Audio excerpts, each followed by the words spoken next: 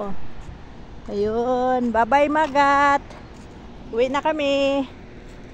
Ayan, ito yung Magat Dam dito sa San Ramon. San Ramon, Isabela pa ba yun? Ramon lang daw pala.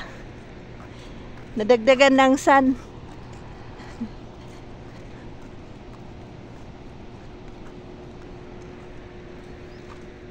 Ayun, kung sumakay kami ng bangka, yun. Kagaya ng bangka na yun.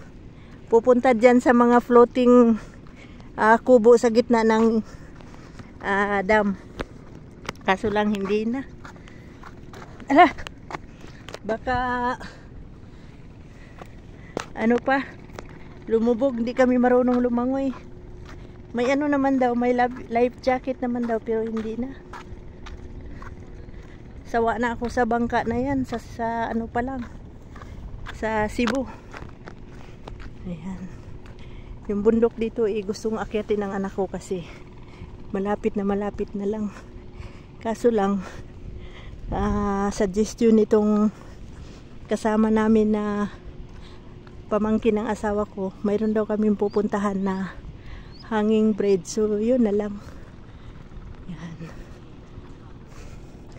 Yun may mga hanging mga floating na ano, bahay-bahay sa gitna ng ilog. Yan, mga nag-aalaga daw yan ng isda dyan sa ano, may mga cage sila doon. Tapos yung mga bababa dito sa mga office nila dyan sa baba, yan yung daan nila. Paano ang lalim.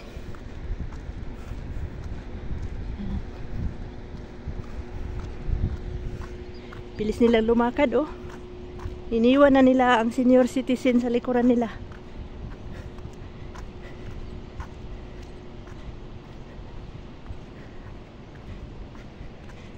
Guys,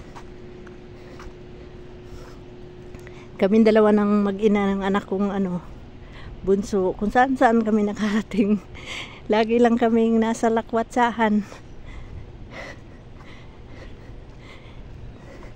March, pupunta na naman kami ng Cebu. Wala na kaming ginawa kundi mag-travel.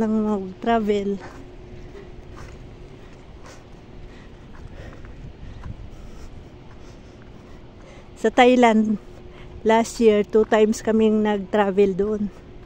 Yung unang travel namin doon is 1 week. Yung second travel namin sa second na 2 weeks. Yan. Tapos yung anak ko naman ngayong March, Korea naman 1 week. Happy lang. Ayan. Okay. Kay mainit. Thank you for watching, guys. Hopefully you like this video. Please don't forget to click like, share and subscribe. Bye bye Magat.